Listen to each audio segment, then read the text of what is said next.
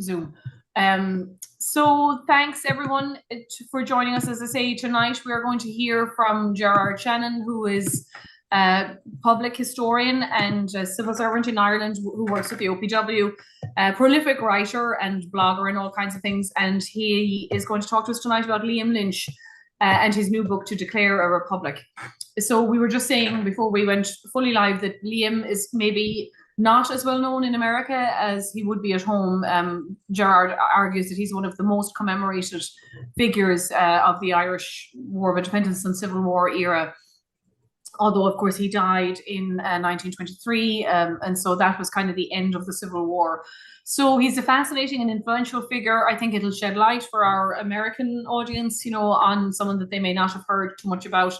And just to give you another insight into Gerard Shannon, he has also worked on a huge project with Liz Gillis and the Irish Military Archives and a conference that marked the 150th anniversary of the birth of Cathal Brugha. And at the moment, he's researching and writing a new biography of the IRA leader, Rory O'Connor. So it's great to see, sometimes particularly we're joined by our sister organisation up in Albany, the Irish American Heritage Museum. We had focused sometimes on the Free State side, so it's great, George, to have the other side of the debate tonight. Absolutely. And I welcome you and thank you very much. And I'll turn it over to you. And as always, guys, if you have questions, those of you who are on Zoom, you can use the chat feature or the Q&A at the end, and I'll monitor YouTube for questions and comments there too. So thank you and take it away. Thank you very much, Elizabeth, for the kind introduction. And just to say, it's a pleasure to be speaking before you all here this evening on the life of General Liam Lynch. Just bear with me for a moment. I'll just share my PowerPoints and away we go.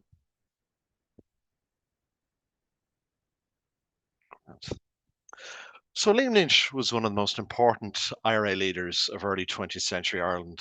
And to those who commemorate him, he remains an iconic Irish Republican figure, celebrated as a brave and committed soldier dedicated to the overthrow of British rule in Ireland. He is also one of the most commemorated individuals of the early 20th century Irish revolutionary period.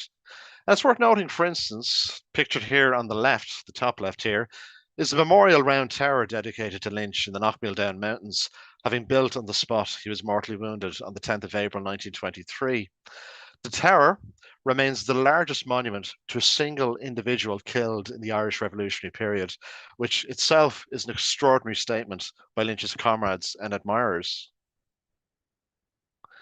And as you can see here from this selection, there were numerous events commemorating the centenary of Lynch's death last year by different groups and political parties. These advertisements here depict only a selection of these events. And Lynch was, of course, a deeply admired figure by his contemporaries. Liam Lynch's comrade in the IRA, Moss Toomey, wrote the following on the 50th anniversary of Lynch's death. Liam was himself in what in great measure he expected from his comrades, a dedicated soldier and a true patriot, even unto death. Even decades after the Civil War, Richard Mulcahy wrote the following.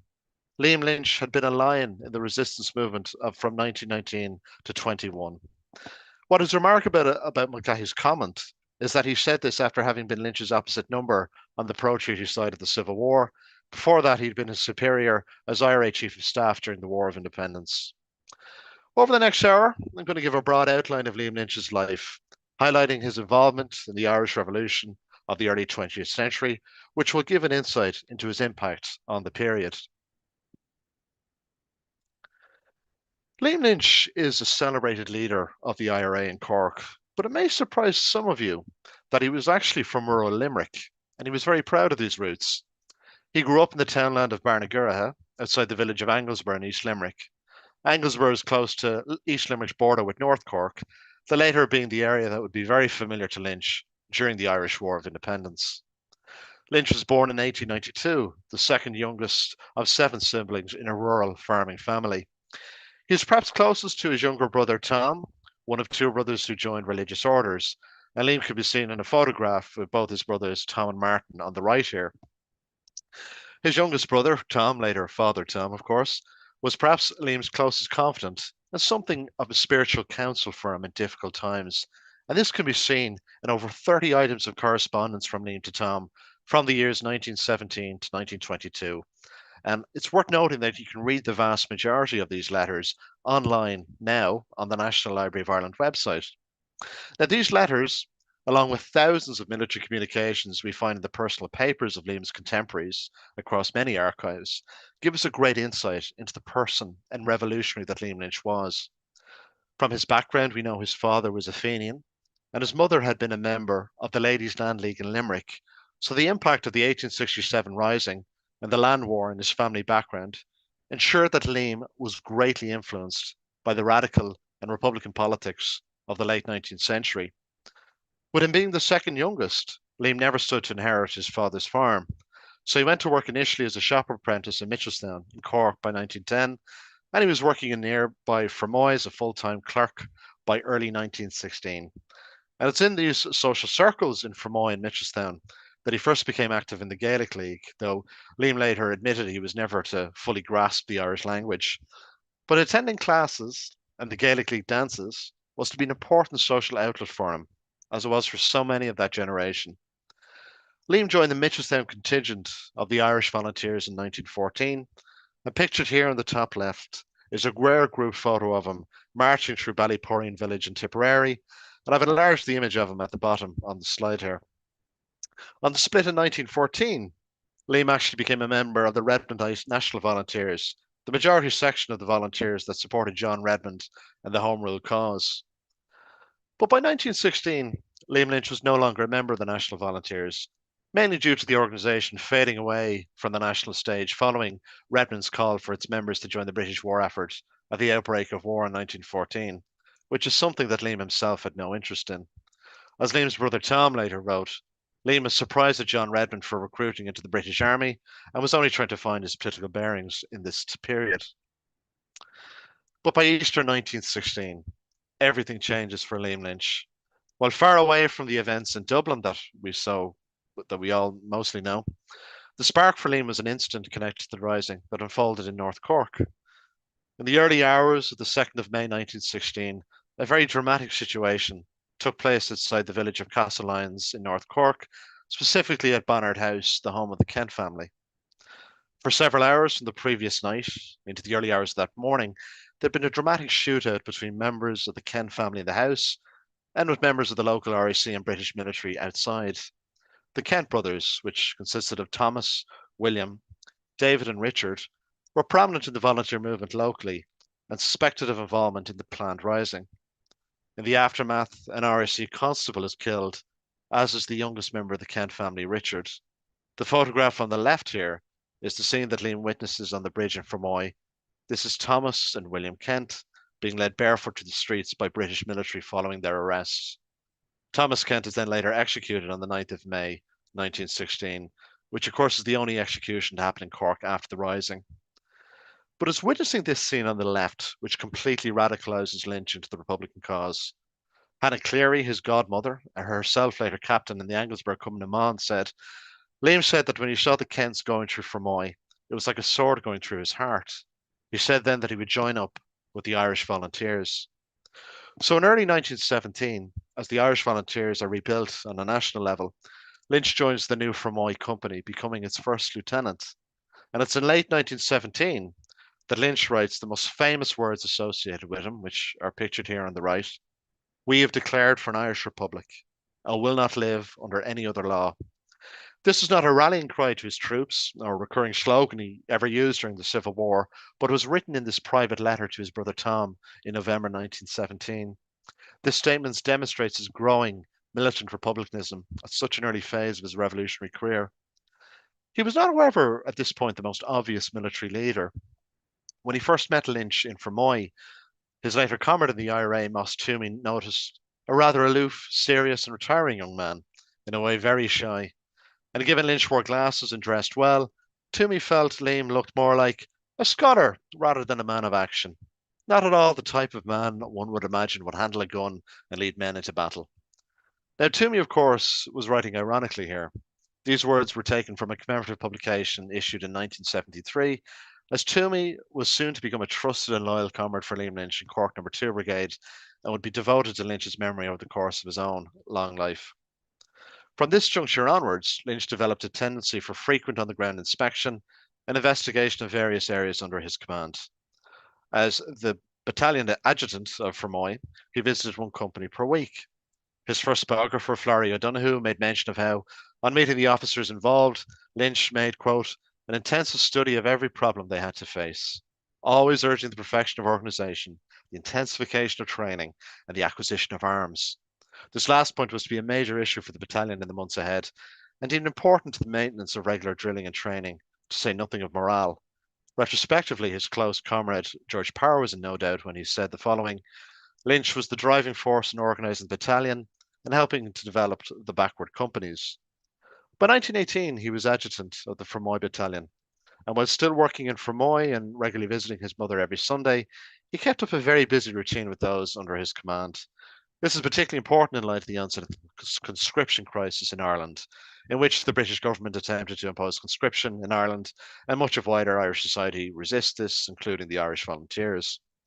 But to return to the end of 1918, with the passing of the conscription crisis, the end of the war, we see with no former soldiering experience, Liam Lynch, with an extraordinary sense of self-belief and demonstrating devotion to his cause, impressed both his superiors in the volunteers and the officers in his command. It should be of no surprise that he came to such prominence in the Irish War of Independence the following year.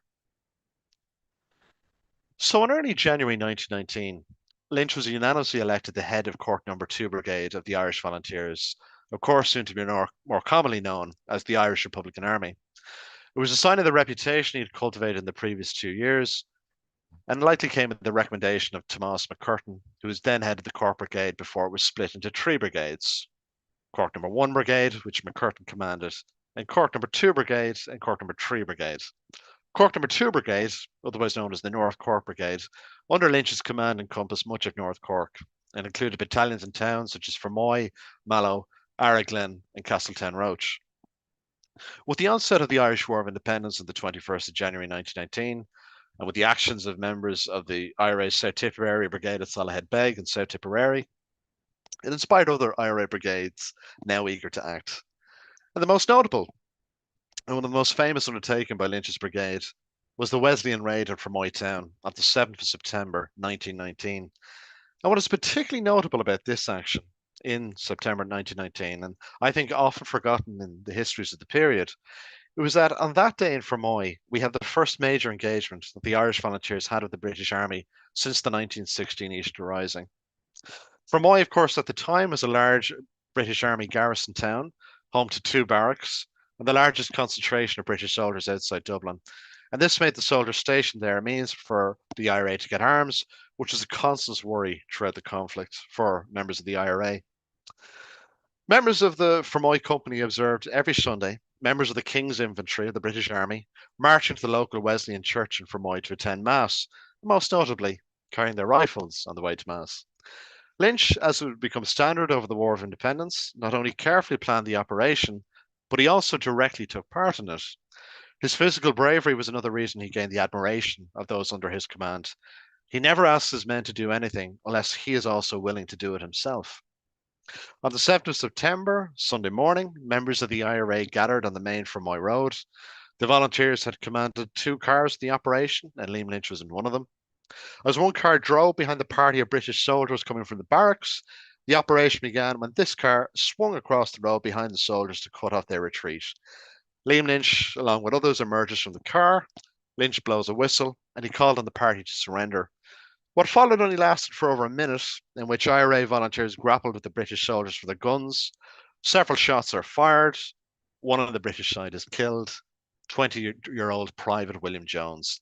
And there's only one wounded on the volunteers' side, Liam Lynch. Having seized roughly around 19 rifles, estimates depend on the different accounts, the volunteers dispersed into 2 cars in surrounding streets. Liam Lynch, in one of the cars, was so elated at the success of the raid, he actually didn't notice he'd been wounded in the shoulder by a stray revolver shot, which was possibly from one of the volunteers. Lynch even joked about his injury, but it was so serious it actually took him several weeks to recover, and during this time he was moved around several brigade areas in the southwest. In the meantime, following the inquest the next day, in which a sympathetic jury concluded that the death of the British soldier was not murder, members of the Shropshire Light Infantry, which the late Private Jones was a member of, carried out a terrible revenge on the town of Fermoy. What followed would sadly recur in other places over the conflict. As the Freeman's Journal noted, the attack by soldiers on the shops of Fermoy was obviously an organised one.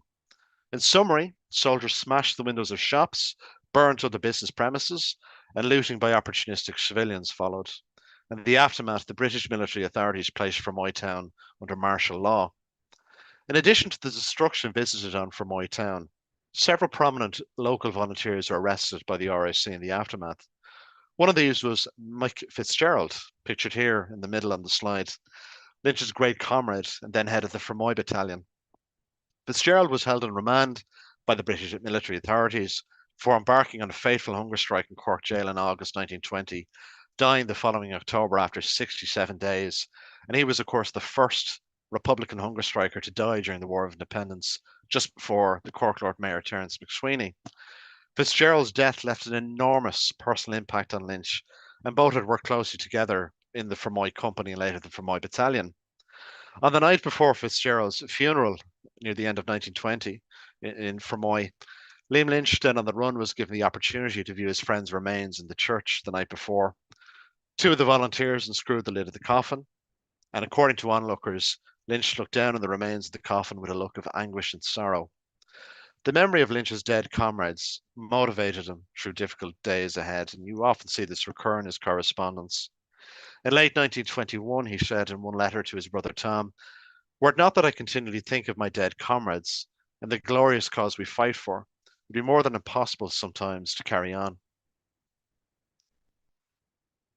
With the British government introducing the Black and Tans, along with the more deadly RIC auxiliaries into Ireland, the nature of the conflict grew more violent into the year 1920. Yet further military opportunities arose for Liam Lynch's Cork No. 2 Brigade.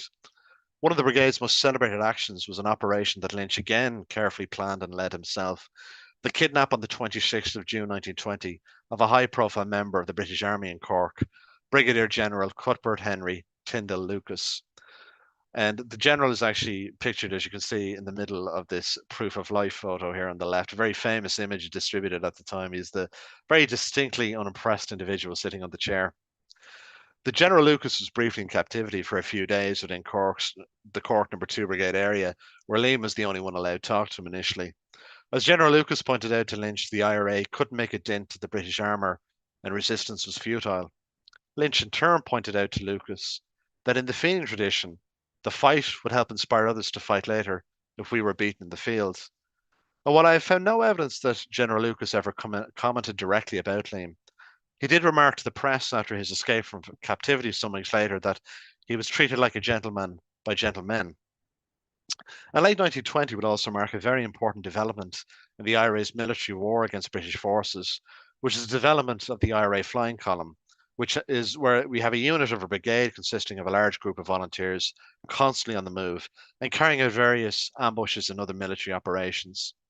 On the 28th of September 1920, along with Ernie O'Malley, Liam Lynch led the Cork No. 2 flying column in a major action to raid Mallow military barracks in North Cork to seize arms. And this action was actually the first of its kind during the War of Independence. So again, like we had in Fermoy at the end of 1919, Liam Lynch and his men are pioneering this sort of guerrilla warfare by the IRA. Now, in early 1921, after pressure on the IRA brigades in the southwest, IRA General Headquarters, headed by Richard Mulcahy, began forming brigades into IRA divisions. The thinking behind this was to decentralise the IRA command in Dublin, should the leadership ever be captured in the capital. The first of these was the 1st Southern Division of the IRA, comprising of all 3 Cork brigades, 3 Carrier brigades, 2 Waterford brigades, and the West Limerick Brigade.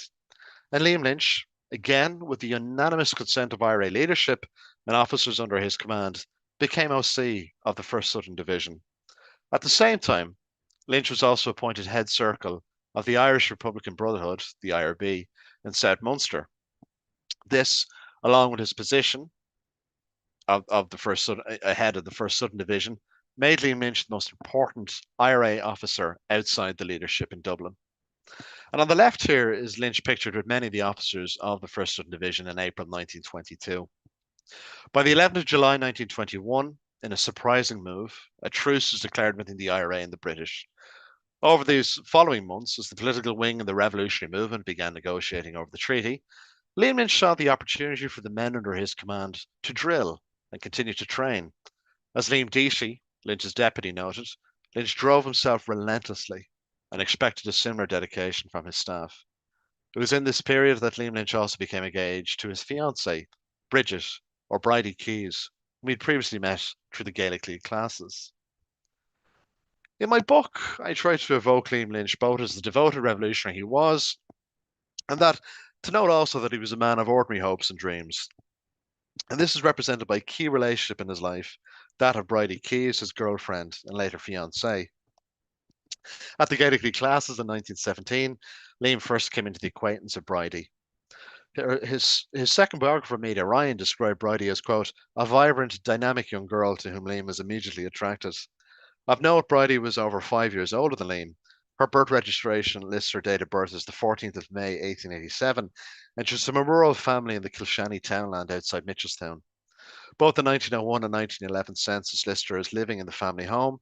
In 1911, her occupation on the census is given as being that of a draper's assistant. In early November 1917, writing to his brother Tom, Lee makes a rather touching comment of his growing friendship with Keyes and mentioned that she can still be shy in approaching him. He writes, I'm doing a great line these days, but she always keeps at a distance at my tail. Sometimes she walks after my pals. Liam and Keyes developed a growing attraction and connection to each other, which was often noted by Liam's close friends as the relationship blossomed. On the left here is a piece written and illustrated by Bridie, which she wrote after Liam's death, still in the possession of a grandnephew of Liam's. There's an extract from a poem titled The Ladder of St. Augustine by Henry Wadsworth Longfellow.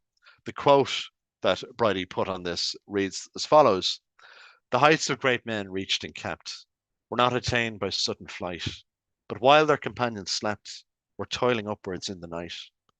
In his memoir, Jamie Moynihan of the IRA's Cork No. 1 Brigade wrote, at the time of the truce, that Liam's sincere hope was for a final settlement, so that his days on the run would come to an end, and Bridie and himself could at last settle down and have a future together. Sadly, he did not live to realise that dream and ambition. And the couple would continue to meet, getting engaged at some point after the truce, and even secretly meeting during the Civil War just before Liam's death. There's a reference in Meada Ryan's biography of Lynch to Bridie working for the hospital sweepstakes up in Dublin.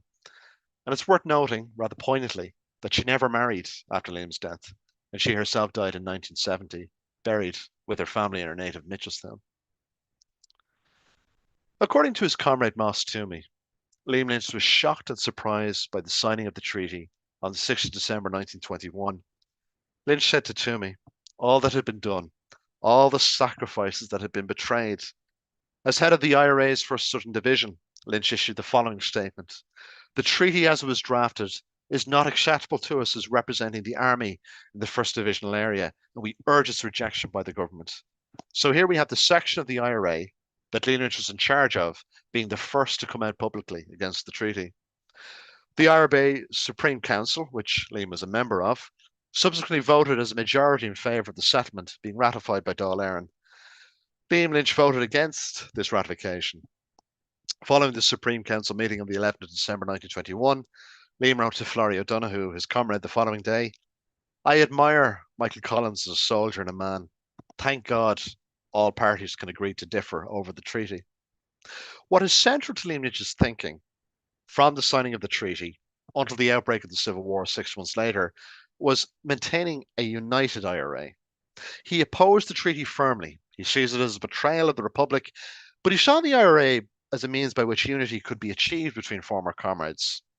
However, the IRA, in Lynch's view, must continue to be the army which would defend the Irish Republic, and this was in anticipation of resumption of war against the British. For the next 6 months until the outbreak of the Civil War in June 1922, Liam Lynch would be central to repair the split in the IRA.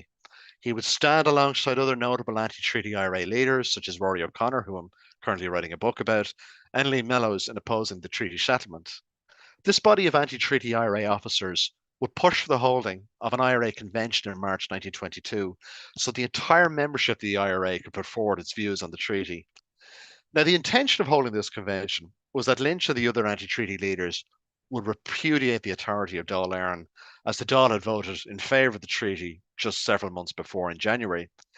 And this would revert the IRA to the status of an independent body, and it would now make its own decisions, as was the case prior to 1919. It would no longer be the army of Dáil Éireann. This is what Lynch and the other leaders wanted. Because of this, the convention was banned by the pro-treaty provisional government headed by Michael Collins. Yet it still went ahead. We had brigades of anti-treaty IRA meeting at the Mansion House in late March and early April. And it's here the anti-treaty IRA, known as the IRA Executive, voted in Liam Lynch as their chief of staff, which again is a testament to the esteem he was held in among his comrades. Despite this, Lynch continued to try to have the old bonds of comrades repair the split in the IRA. This photo here, one of several of versions of it, was taken at one such meeting at the Mansion House in early May, where key pro and anti-treaty IRA figures met, most notably Lynch and the then pro-treaty IRA Chief of Staff, Ono Duffy, who headed, of course, the pro-treaty section. Now, I think it's a particularly poignant photo, and this version of it particularly poignant, because it shows a jovial moment shared between the group before they met. And, you know, it's worth noting these men would be opposed to each other within 2 months of this photo being taken. And both Liam Lynch and Liam Mellows would be dead 11 months later. Liam Lynch is also central to Michael Collins' proposed Northern Offensive. And the plan here was that pro and anti-treaty IRA units from the south would aid Northern IRA units in attempting to destabilise the new Northern Ireland state. And this was in response to the treatment of the Northern Catholics under the new Unionist government. Now, this Northern Offensive ultimately goes nowhere, aside from a skirmish with the British Army on the Donegal-Fermanagh border in May 1922. Lynch, of course, was adamantly opposed to Irish partition, and during the Civil War, he lamented to Ernie O'Malley in one memo that anti-treaty forces were too overstretched within the Irish Free State to influence developments in the northeast. In reference to the sectarian violence endured by the Catholic populace of Northern Ireland, Lynch wrote, "It is too bad how the Dáil and old IRA GHQ let down our people in the north, particularly in Belfast. I fear we cannot come to their assistance." On the 16th of June 1922, the day of the general election, the pro-treaty Sinn Féin and other pro-treaty parties, including Labour, won a majority for the new Free State Parliament, which would become the third Dáil Éireann. On the same day of the 16th of June election, Liam wrote to his brother Tom, "Well, Tom, the situation generally is beyond anything I could any longer hold out hope for. I always held out hopes to the last, but really all are blighted now. I feel all my life's work has been in vain. Surely this is a terrible way to feel. Would we could even get back all our glorious dead." There had also been tensions on the anti-treaty side. Lynch had even been removed as chief of staff in mid-June because those on the anti-treaty side were unhappy with his continued attempted negotiation with Michael Collins and other pro-treaty figures. Yet on the 27th of June, there was a small positive. There at a meeting in the forecourts, Liam Lynch agreed to resume the role of IRA chief of staff. Yet it was on the following morning after this meeting in the forecourts, on the 28th of June, that the bombardment of the forecourts, the base of the anti-treaty IRA executive, began. This was carried out by members of the pro-treaty IRA, soon to be National Army of the Irish Free State, commanded by Liam Lynch's old comrade Michael Collins. Lynch, at the time of the bombardment of the forecourts, was in the Dublin headquarters of the 1st Southern Division, the Clarence Hotel, just across the Liffey from the forecourts. Both he and his deputy, Liam Deasy, listened to the bombardment of the forecourts that morning. As Deasy wrote in his memoir, Brother Against Brother, "For both of us, it was the end of a dream. Gone now was the unity that had brought us to the threshold of freedom. Now the Irish Civil War had begun." As the forecourts was being bombarded, Lynch chaired an important meeting of the 1st Southern Division at the Clarence Hotel. There had been no preparation for a grand strategy on any part of the anti-treaty IRA. From now until his death, Liam Lynch had to operate on a considerable degree of improvisation through the conflict. The following day, having ventured to Mallow in Cork, Lynch established his first temporary headquarters and held a meeting of all available leaders of the IRA executive. This meeting led to a unanimous agreement to gain control of the Shannon River by quickly capturing Limerick City. And Lynch's forces were at an advantage in that anti-treaty forces had taken over much of the barracks in the south and the southwest from the departing British garrison. As one IRA officer noted, it was Lynch's intention that by isolating the south of Ireland, the provisional government forces would become frustrated and relent their holding on the south. So for Liam Lynch, as the IRA chief of staff, His goal was for Republican forces to hold all counties south of the line between Limerick City and Waterford City. You can see this here in the map in the middle of the slide. Now, this area in the south that's designated as Republican territory is often referred to as the Munster Republic. And I have to emphasize this is a term that Liam Lynch never used in comms and it never featured in any Republican propaganda. Maybe a close example is here on the left, which refers to the Army of the South as united under Liam Lynch's defence of the Republic. They're defending what they refer to as the existing republic as declared in 1916 and ratified by Dáil Éireann in 1919. As Liam Lynch wrote to one of his officers in early July, if Limerick City has won, it'll take us a long way to upholding the Republic. A brokered truce between National Army and Lynch's forces in Limerick collapsed on the 11th of July, which led to withdrawal of IRA forces several days later after serious fighting in Limerick City. And following the collapse of the Limerick Truce, Lynch was unsurprisingly dismissive of any further peace efforts by various civil bodies and non-military figures throughout the remainder of 1922 into early 1923. In early September 1922, Lynch remarked to Liam Deasy, "I do not believe the moment has arrived for negotiations with the Free State, unless the Free State see the futility of their actions. Our position is vastly improving every day. We are all, of course, anxious for peace as early as possible, but Liam Lynch, of course, means peace on Republican terms, if possible." Now, when looking at Lynch's correspondence from July into August 1922, he can do little more than advise, encourage, and direct units to critical areas, as all this Republican territory that you see here in the middle is completely lost following the National Army coastal landings at Cork and Kerry and the general movement of pro-treaty forces in the southwest. In truth, as Republicans lost the advantage in this conventional warfare, Liam Lynch held much more enthusiasm for a new strategy, which involved return to tactics of old. Now, in early August, Liam Lynch issued Operation Order Number 9, advocating a return to guerrilla tactics.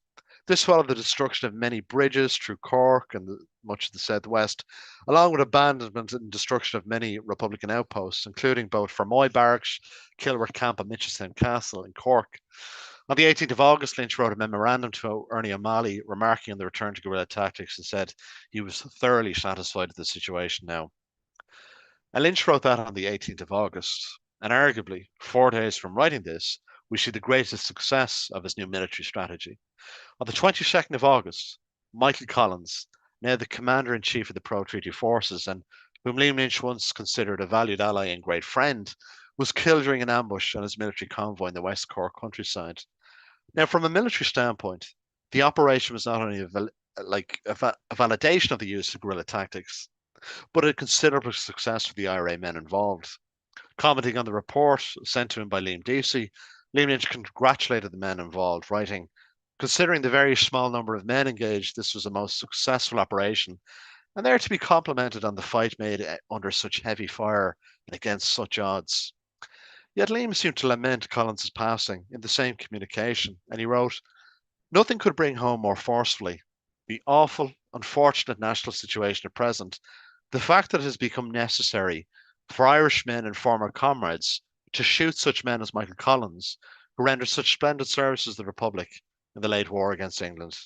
It is hoped our present enemies will realise the folly of trying to crush the Republic before it is too late." And guerrilla tactics by Republican forces continue to prove successful. There's even greater successes than what occurred at Bell-na-Blah. By early September, particularly damaging attacks have been made on provisional government forces in at least 13 counties. In addition, 20 posts or barracks have been captured, often just temporarily, but with a substantial capture of guns and ammunition. Pro-treaty government sources admitted that guerrilla tactics had been successful. You can see this in the military reports issued at the time. Yet whether Republicans captured the town of Dundalk and Louth, Ballinan, Mayo, which was the day before the third Dáil met, or in Kenmare and Kerry that lasted for several weeks, you can see the success. This led to a military stalemate that existed until December, despite the limited localised nature of these Republican successes. They were not widespread, but only in very specific areas such as the town mentioned, but they did leave their effect. Not surprisingly, Lynch was quick to praise guerrilla operations to his officers through September and October. He told his deputy, Liam Deasy, of an ambush in which the gallantry displayed by our troops on this occasion was undoubtedly splendid. However, there's a problem here. And the problem with Liam Lynch through late 1922 is that he was very prone to looking at the conflict through the military thinking of a local brigade commander over his own command area, instead of looking at it as a commander-in-chief of the overall forces and understanding how these localized efforts impacted the national picture. In the view of Liam Lynch and other Republicans, the Irish Free State was an illegitimate entity due to its status as a British dominion. To them, it was British rule in Ireland under another guise. And the election results of June 1922 were the result of a British threat of a renewal of war on the Irish people. But the fact is, by late 1922 and into early 1923, the pro-treaty government was now firmly embedded within the 26 counties of the Irish Free State, and it enjoyed majority support among the people in its jurisdiction. Now, I must be clear, the support of the Free State is perhaps ambivalent in some respects. There was no polling done back then. And there's different reasons for this support across different sections of Irish society. And it perhaps reflects the general war weariness in the 26 counties. For Republicans, 1922 to 23 reflects a very different political and national situation from the War of Independence, in which the revolutionary movement, which encompassed the Dáil and IRA, enjoyed popular support among the Irish people. This was not the case for the anti-treaty IRA during the Civil War, no matter the idealism, bravery, and devotion to the cause shown by Republican figures such as Liam Lynch. And now, as we come into September 1922, the fateful Army Emergency Powers Resolution was passed by Dáil Éireann. The fact this resolution was put into being does demonstrate the provisional government and National Army were concerned at Republican guerrilla efforts in different parts of the country. The legislation allowed for the setting up of Free State military courts with powers of execution for offences such as carrying arms or aiding in attacks on the pro-treaty military forces. These military courts came into operation on the 15th of October, while an earlier offer amnesty to Republicans in return for the surrender of arms and acceptance of the authority of the provisional government being generally ignored. Now, just to emphasise, the photo on the right here, which often features online, is a staged photo. It's not real, but a staged photo of the execution of a Republican prisoner. It doesn't depict an actual one. Events dramatically accelerated with the execution of Erskine Childers on the 24th of November 1922. Shortly thereafter, Lynch submits a letter of protest to the Speaker of Dáil Éireann, Michael Hayes. In the letter, Lynch reminds the Deputy Speaker that every member of your body who voted for this resolution, by which you present to make legal the murder of our soldiers, are equally guilty. An equal number of your body are to be shot on sight. Lynch had drafted and issued General Order Number 10 to all IRA OCs, requesting the execution to all pro-treaty army members, requesting the execution of all pro-treaty army members and officials involved in the executions. A subsequent Operation Order Number 11 dealt specifically with those involved in the passage, was what was referred to as the Enemy Murder Bill by Lynch. Its text stated, all members of the provisional government who voted for Murder Bill will be shot on sight. And the order also calls for the destruction of homes of all those in Parliament who voted for the legislation, as well as their civilian supporters. What follows from the 7th to the 8th of December 1922 brutally sum up the bitter nature of the conflict and the very dark turn events had now taken in the Civil War. On the 7th of December, the pro-treaty TD and former Cork IRA commandant Sean Hales was assassinated by anti-treaty IRA volunteers while travelling in a horse and coach through Dublin City. In response, in the early hours of the 8th of December, the Cabinet of the Free State Government ordered the reprisal execution in Mountjoy Jail of 4 members of the IRA executive in prison since the fall of the Four Courts. Of course, many of you will know them, Rory O'Connor, Lee Mellows, Joe McKelvey and Dick Barrett. To be clear, these 4 men had been in prison for months and had nothing to do with the death of Hales or Lynch's orders. The Irish government had them executed in reprisal in order to demoralise the anti-Republican forces. In defending the dubious legality of this on the same day in the Dáil, because the executions had no grounds even in the existing legislation, Richard Mulcahy cited Lynch's threat against members of the Parliament as a reason for the necessity of these executions. Mulcahy reminded the deputies present that Hales himself had been killed while on his way to attend the very Parliament in which they now all sat. Lynch in early 1923 wrote to one IRA officer with regret that he wished that Hales would have been the last to have been dealt with, showing his respect for his former comrade. By mid-December, Lynch explained to the worried Eamon de Valera that the IRA in this war, as in the last, wished to fight with clean hands. But when enemy has outraged all rules of warfare, we must adopt severe measures or else chuck it all at once. But despite the orders that I mentioned, we never had a widespread killing of pro-treaty TDs and senators. It didn't happen. So arguably the executions of Republican prisoners during the Civil War, 81 in total, would have their effect in terms of demoralisation of Lynch's forces and perhaps reluctance to carry out his orders.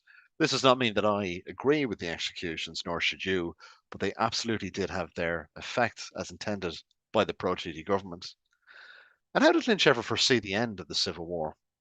Well, he writes to De Valera at the close of 1922 the following: "We cannot hope to completely overthrow the enemy unless the unforeseen happens. What I hope for, and definite will secure, is to bring the enemy to the position of bankruptcy. He will then have to stand with us in upholding our independence." And Lynch's wish to bring the Free State government to the point of bankruptcy can be seen in his orders to destroy important infrastructure within the jurisdiction of the Free State, such as that of railways, perhaps the most successful aspect of Republican military policy during the Civil War. The main intention of destruction of railways and trains was to disrupt the movement of National Army troops. You can see an example here in the bottom left, and there's many such examples of it. The first few months of the Civil War saw destruction by the IRA of railways in Tipperary, Louth, and Limerick, and by August, all routes to the south and southwest were nearly non-functioning. The train derailments would, of course, carry economic and social consequences for the locals in these particular areas. And while effective as a military strategy, it was not enough for the Republican forces to change the momentum of the conflict in their favour. In a letter to his brother Tom in September 1922, we get a very interesting and a rare personal insight into Lynch's thinking during this time. In the letter, Liam Lynch dramatically states, "The disaster of this war is sinking to my very bones when I count the general horrors of civil war. Who could have dreamt that all our hopes could have been so blighted?" In a letter to his mother that December, he wrote, "Would that English hounds had tracked me down, then old comrades who had been false to their allegiance." What is clear from these items of correspondence is Lynch's distaste for the conflict, and I think it indicates what he truly felt. Notably, in these private letters, there's little talking up a victory for the Republican forces, despite what he continually reiterated to his officers in his official IRA comms. The situation was getting very desperate as we head into 1923. Moss Toomey, his adjutant, wrote to him in early March, "The news is not very encouraging these days. There's not been a decent IRA operation, whatever the cause is. Large stretches of the country now saw little action in the Civil War. Alongside the official executions of Republican prisoners by the state, there's also continued extrajudicial killings of Republican prisoners by the National Army, such as Ballyseedy and Kerry, which nauseated Lynch and resulted in him writing a letter of protest to Richard Mulcahy. The rapid pace of such killings further contributed to the demoralisation amongst Lynch's forces. By March 1923, the total strength of the IRA at this juncture, according to one estimate, and the most commonly used estimate, was 8,000 volunteers, with 13,000 Republican activists in prison, including members of Cumann na mBan. In contrast, the National Army of the Irish Free State, now a professional army backed with enormous resources and finances, had over 40,000 in their ranks. Yet the political reality, as I've indicated before, was the National Army and the Free State had the popular support of the majority within the Free State's jurisdiction. In addition, the National Army's leadership was made up of those such as Richard Mulcahy, who knew the personnel and the tactics of those on the Republican side. Lynch faced other pressures from within the IRA. Tom Barry, only weeks before had been regarded as a star officer, was now openly advocating for peace negotiations, and contingents of Republican prisoners across the country were signing forms of undertaking, given a promise not to continue fighting on their release. One was Liam Deasy, Lynch's valued deputy, who went so far as to issue a public plea from captivity for Republican forces to surrender, which Lynch in turn publicly rejected. With lack of IRA success throughout the country and the continued demoralisation of his forces, Lynch had agreed to an IRA executive meeting in the Nire Valley in South Tipperary by the end of March. When a motion at the meeting was put forward by Barry that the anti-treaty IRA halt all military operations against the Free State, Lynch was the deciding vote against it. The minutes of this meeting reveal that those who cast the majority vote with Lynch to not end the Civil War believed in his final strategy, the acquisition of heavy ground artillery, similar to what was fired on the forecourts by the pro-treaty side. Several months before, Lynch had in fact dispatched a senior Cork IRA commander, Sean Moylan, to acquire this heavy artillery through contacts in both the US and Germany. An excited Lynch had written to Eamon de Valera that February that it'd be easy to make terms with the enemy with such artillery. However, on the 10th of April 1923, Liam Lynch died after a shootout with National Army soldiers on the Knockmeal Down Mountains while on his way to the next IRA executive meeting. In his dying hours before being sent to Clonmel Military Hospital, Lynch found a kinship with the leader of the search party that found him, Lawrence Clancy, a lieutenant in the National Army. Lynch made a request to be buried with Mick Fitzgerald, you'll recall his comrade who died on hunger strike, demonstrating how even in his final hours, his dead friend and the memory of his dead friend still weighed on his mind.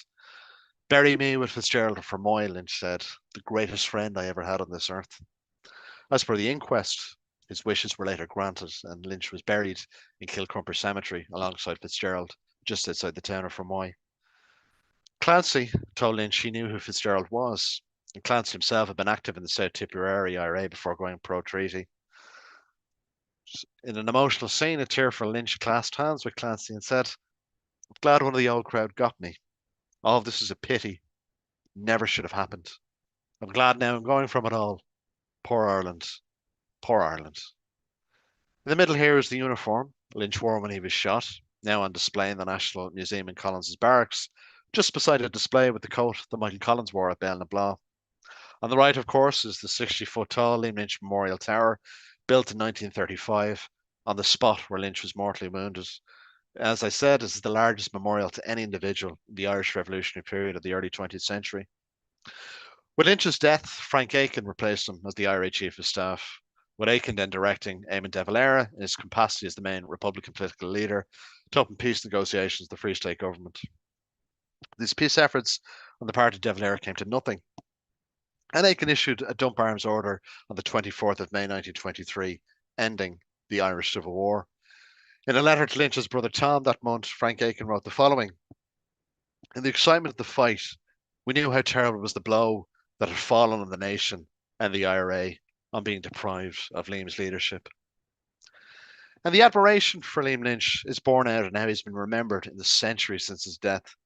Several memorials are in the southwest of Ireland to Liam Lynch, built decades ago by his comrades, friends, families, and wide array of admirers. On the left here is a memorial cross unveiled at his birthplace in 1978, unveiled by the then Minister of Justice Gerry Collins, a member of Fianna Fáil. Lynch is also commemorated by different groups and political parties, and utterly unique for someone of this period. He's remembered at different times a year and in different locations. Michael Collins can't even claim that. This is at, in instance, there's a memorial mass marking the anniversary of his death in Newcastle Village in Tipperary. At Kilcrumper Cemetery, outside Fermoy, Fianna Fáil have a commemoration there every September. And at the place of his birth in Anglesborough, Limerick, Sinn Féin have a commemoration there every November. And there are other commemorations. In the centre here, image here is Shanti O'Kelly, future Irish president at the time, and then a Sinn Féin TD addressing a crowd in Kilcrumper Cemetery on the year's anniversary of Liam Lynch's death. And in speech after speech, these orations, these commemorative speeches, Liam Lynch is held up as a heroic example to inspire Irish Republicans into the future, whether by those who espouse a constitutional means of expressing their republicanism or otherwise. William Stockley, an anti-treaty Sinn Féin TD, said at the very first oration by Lynch's graveside, Ireland should be allowed to live her own life. It was in that spirit that Liam Lynch lived and acted and died. In 1925, only 2 years after Liam Lynch's death, Eamon de Valera also spoke before a crowd at Lynch's graveside. Worth noting, this is the year before the founding of Fianna Fáil. De Valera held up Lynch as a figure of inspiration, but he also emphasised to his supporters that Republicans must now embrace new, non-military methods to progress the Republican cause. De Valera said the following. In the sad days of April 1923, I knew what Liam Lynch's spirit was then. I knew that Liam Lynch would prefer to stand and die to the last man rather than surrender. Soon after his death, we had to take a different course. And the reason we took it was because we knew the Republic was established where arms could not get it, in the hearts of the people. We had a simple remedy, to elect the representatives who stood for the Republic. We, as in Republicans, have turned from the appeal to arms to appeal to the hearts of the Irish people. We should resolve to work for the Gaelic and United Ireland for which Liam Lynch and his comrades died. And to the right here is a newspaper clipping of Lynch's comrade, Moss Toomey, then the IRA Chief of Staff, speaking at the unveiling of the memorial tower in the Knockmeal Down Mountains in 1935. Now, Toomey's appearance was not advertised, and for good reason. It was something of a media sensation when he turned up because he was actually on the run from the government headed by De Valera at the time. And for Toomey then, and for many in the decades since, Liam Lynch was a symbol of Republican and IRA defiance. In his speech, Toomey defended his late comrade's reputation and noted that Lynch detested the thought of war between Irishmen in England's interests and at the behest of England. He strove with all his might to avert such a national tragedy. Yet when the rebellion against the Republic was launched against it, there was no one so unrelenting in the war of its defence as Liam Lynch. And as seen from the recent centenary commemorations throughout last year, to those who admire him, Liam Lynch is a great Republican hero who died before he faced total defeat or surrender. This is the image of Lynch that has endured in the century since his death and will continue to do so for those who claim ideological descent from the anti-treaty IRA of the Civil War. Now, whether you feel Liam Lynch is an individual to be commemorated or derided, unquestionably, by any measure, his journey in life was an extraordinary one. It is deeply impressive that this ordinary shop clerk found within himself an extraordinary sense of self-belief and demonstrated profound dedication to the Republican cause to become a genuinely gifted guerrilla commander of the IRA's Cork Number 2 Brigade. He planned many important IRA operations against British forces and demonstrated physical courage in taking part in them. It is not surprising Lynch won the admiration of the officers under his command, many of whom, such as Moss Toomey, would remain dedicated to his memory for decades after his death. Lynch's contribution to the cause of his country's independence is enormous, as noted even by those who later opposed him in the Civil War. Without question, however, by way of his tactics and his strategies, Liam Lynch was not militarily successful in the role of IRA Chief of Staff during the Civil War. This is not a criticism of his republicanism or his devotion to the cause. However mixed his decision making was during the Civil War period, it is important to emphasise that Liam Lynch remained a figure of strength for those under his command, and he was someone who remained a figure of deep admiration. As his comrade Todd Andrews later wrote in his memoir, with Liam Lynch's death, I knew the end of the Civil War had come. Only his iron will had kept it going in those last few months. While the gifts of the guerrilla commander didn't translate to being an effective commander-in-chief, it must be emphasised that during the Civil War, Liam Lynch's guerrilla army faced a new professional military force, backed to resources and finance the IRA would never have had, and also the personnel of the National Army and Free State government were Liam Lynch's former comrades, who knew those on the other side and their tactics. In consideration of all of this, the demoralisation and near collapse of Lynch's forces was inevitable. In addition, the impact of the absence of mass popular support amongst the Irish people for the military efforts of Republicans from 1922 to 23 must also be seen as central to their ultimate defeat during the Civil War. From Lynch's leadership position, while he knew Republicans were losing, Liam Lynch did not see the prospect of peace, but he instead wished to find a new means for Republicans to gain military momentum, as you can see with his efforts to obtain heavy artillery. However, Liam Lynch died before he could contemplate he may have to end the IRA's military resistance to the Free State. For many, Liam Lynch is frozen in time at the moment of his death, and it's for this reason he endures in the historical memory of Irish republicanism as the unconquerable, undefeated IRA Chief of Staff. Thank you very much. Well, that was fantastic, Gerard. Thanks very much for that. Thank you. If any of you have questions, please do put them into the chat here or the Q&A, and I'll moderate. So I wonder, can you go into that a little bit? How difficult, and obviously you addressed this in your talk, but how difficult was it for him as someone who had fought with the likes of Collins and all these other people? And you mentioned Ballyseedy, and of course I'm from Kerry, so yeah, Listowel, but it's only out the road, truly. Was he conscious of the fact that these brothers had fought on the same side, or neighbors and friends, and the fact that the IRA was a guerrilla type army on the run? Do you think that factored into his decision making in the Civil War, that maybe he didn't hit as hard as he might have against the British, for instance? Yeah, there is some line of thinking that maybe at the start of the Civil War, I mean, he didn't, as you can see from the private correspondence we have to his brother and mother and some asides that he makes in his military comms, he didn't revel in this fight. Like, it wasn't the, quote unquote, glorious fight against the British. It was, as you say, a war against brother, neighbor against neighbor, and so on. Like, it did weigh very heavily on him that he was now fighting people that he just had fought alongside in the previous conflicts. Like the IRA was so central to his sense of self, and his being. Like, I mean, that this was his life. Like, up until 1922, I mean, that had been his life for the last 5 years. I mean, he leaves his place of employment at the end of 1990, but he had been like largely absent from that for long periods of time. He'd cultivated very strong relationships with the leading officers under his command, but rather uniquely for an IRA officer down the country, he had a very strong relationship with the leadership in Dublin. You don't always see this. I mean, if you look at the accounts of Tom Barry, Seamus Robinson, Dan Breen, they had very poor relations generally with the Yeah. likes of Mulcahy and others, and sometimes Collins as well. But Lynch didn't. Like, he got on very well with the leadership. Like, twice during the War of Independence, he's offered the role of deputy chief of staff of the IRA, and he turns it down because he doesn't want to let down the lads back in North Cork. It Yeah. nothing to do with any kind of lack of bravery on his part.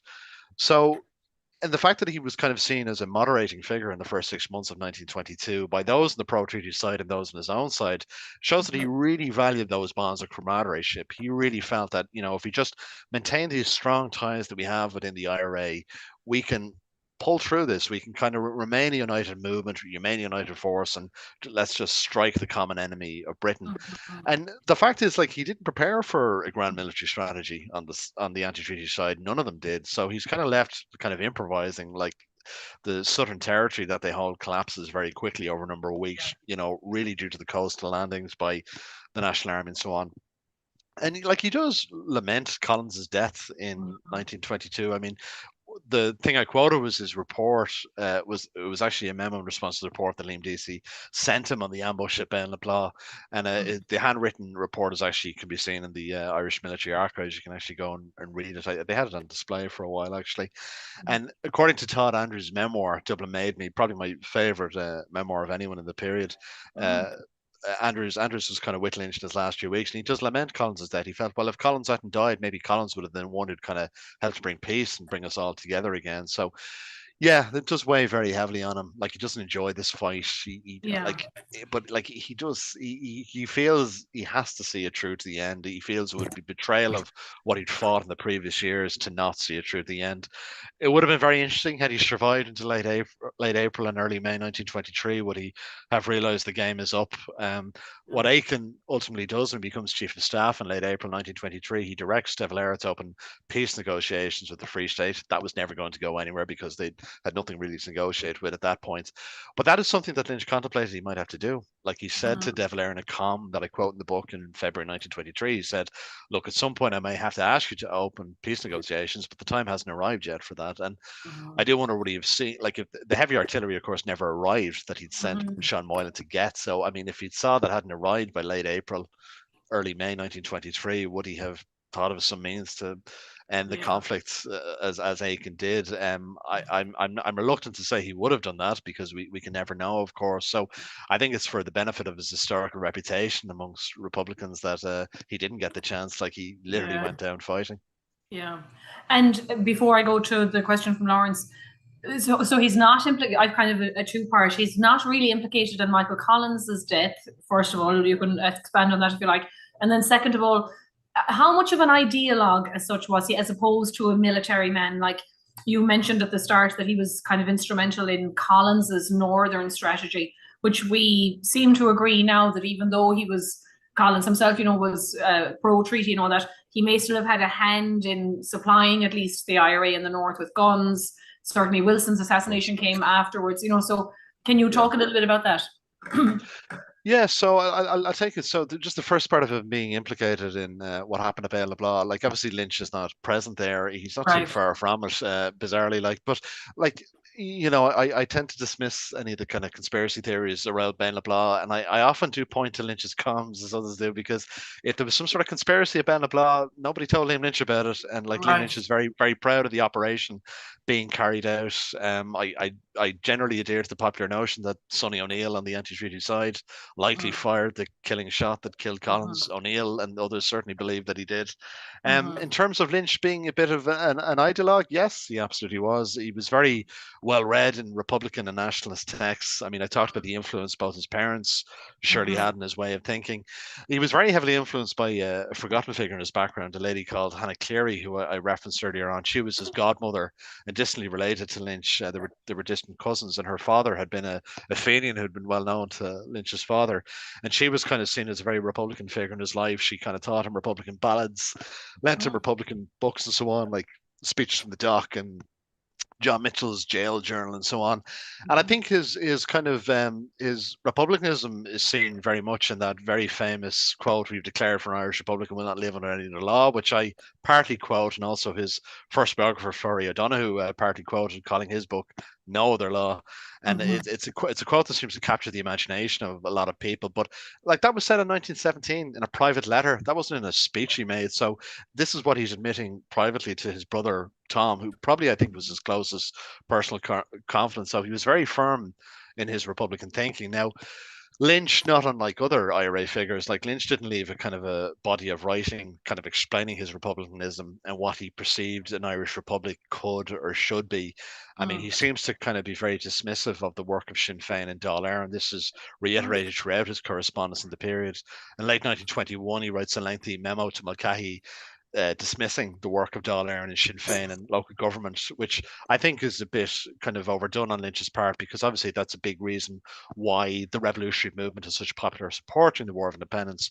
And that's not unique to Lynch as an IRA leader to be dismissive of that, but it's very problematic when he becomes IRA chief of staff and he doesn't think of trying to come up with some sort of political strategy to kind of win over the masses of people. Like it's just, we'll fight first and think about politics later. Like he Mm-hmm. says in a letter to his brother Tom in 1920, the army has to hew the way to freedom for politics to follow. Probably his second most famous quote, but again summarizes his thinking. He goes, "The IRA first, politics next." Mm-hmm. Okay, good. So Lawrence has two questions. One kind of spins off of that. Were there any military thinkers or theorists who influenced Lynch's strategic thinking? Be interesting to see, if Collins had influenced. And then his other one was, how much support did Lynch, De Valera, and the Republican forces have from the Irish in America during the Civil War? And was Lynch at all involved in outreach efforts? That's quite a complicated topic, actually, the Irish America during the Civil War, because De Valera had been here in 1920, and Yes, I know that very they well. took part. Yeah, Yeah. yeah, So sorry, yeah. that's a lot of questions thrown at you there. No, and very, very, certainly very valid. Just briefly, what was the first question again? Just very Did briefly. any military theorists, kind of influence Lynch and his strategies?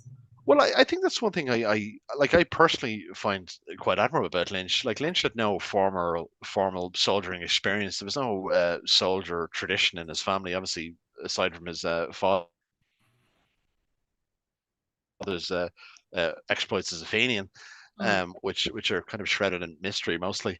But like he was very much a self-taught soldier. He read books of strategy in the Boer War and so on. No kind of specific titles come to mind. I think I listed a few kind of general texts he read in the book. But in terms of like military thinking during the War of Independence, like that was really kind of following the initiative of the South Tipperary Brigade at Salahead Beg. That was an unsanctioned action on the attack on the RAC there, so it made other brigades very eager to act in the period.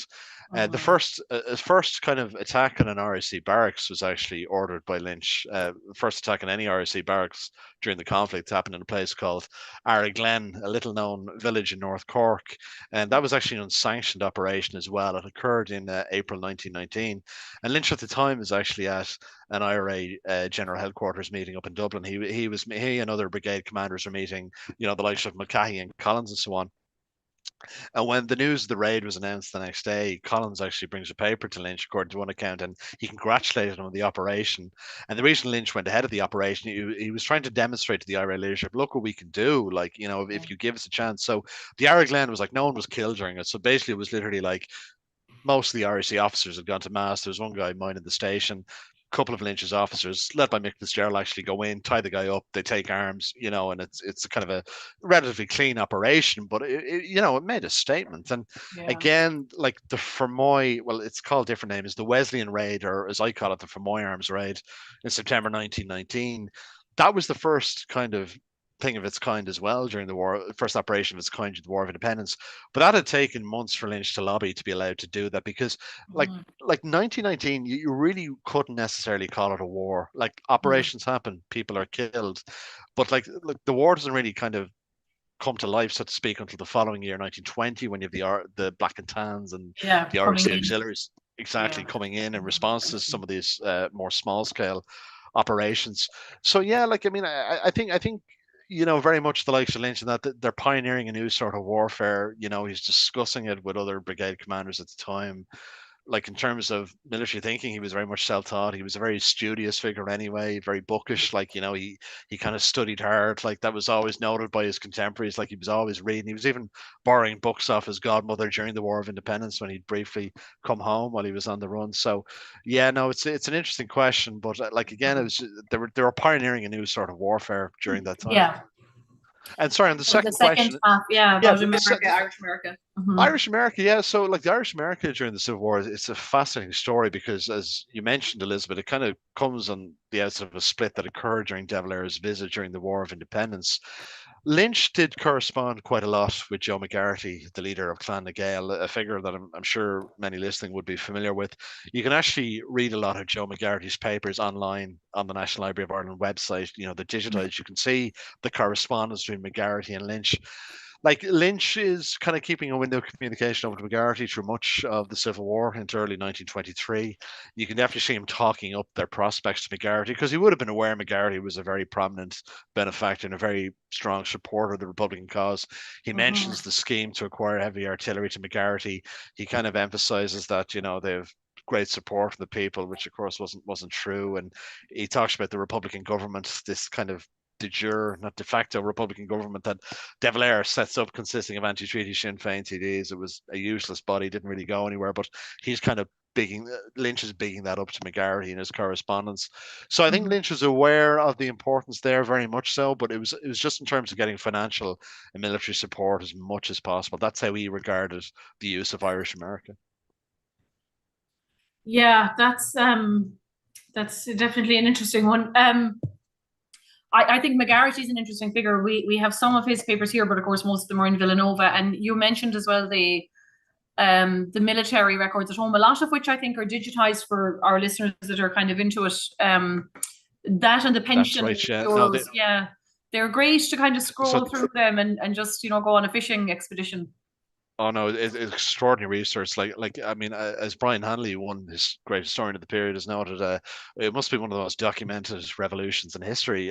We've extraordinary resources in the Irish military archives. So yes, you have the military service pensions, you have the Bureau of Military History, statements from people who took part in the period. But there's also kind of underrated collections as well. There's the Michael Collins papers, which are digitized in the military archives website. I never heard anyone mention them. I quote them frequently in my own book, like a lot of comms between Collins and Lynch, and Collins and other IRA figures, of course. So yeah, there's extraordinary resources out there. Like the National Library of Ireland have a lot digitized as well. And at the moment, UCD Archives are undergoing a brilliant project. They're digitizing all of Richard Mulcahy's papers, which any historian of the period would tell you is an indispensable resource writing about the period. And not only do we have Mulcahy's papers from the time, but we have stuff from later in life where he talks about his own experiences, and he talks about particular individuals such as Liam Lynch. Like that quote I had at the start where Mulcahy calls him the lion of the resistance movement, that comes from Mulcahy's own papers, where he's kind of commenting on different figures. And even then you see several examples of Mulcahy's great admiration for Lynch. And we're talking decades after the Civil War, like decades after Lynch was his opponent during the Civil War. So again, like I think it's just extraordinary kind of how people reflect on Liam Lynch decades later.